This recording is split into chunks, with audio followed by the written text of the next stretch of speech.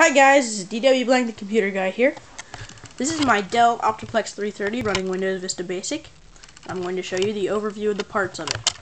The outside, we've got the CD drive, the headphone and microphone hookups, and the USB ports and the start switch. To open the inside, to get to the inside, we've got a switch here. We'll lay it down on its side. When you pull the switch, sorry about the shakiness, when you pull the switch out,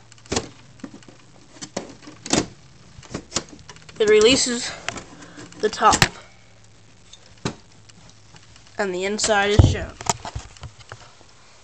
First of all, we've got the CD drive, which underneath of is the hard drive, known as the mind of the computer.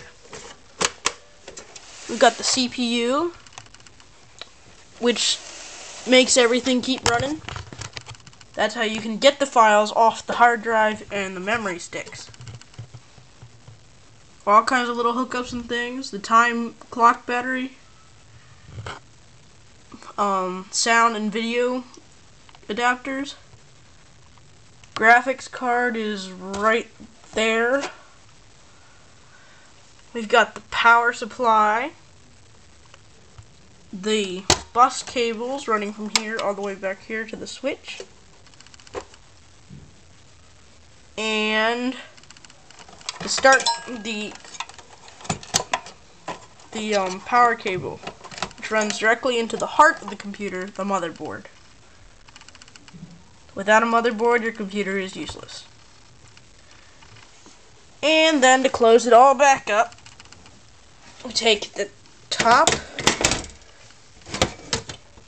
make sure you line the joints back in, and shove it down. Awesome guys, see you next time. dwblank out.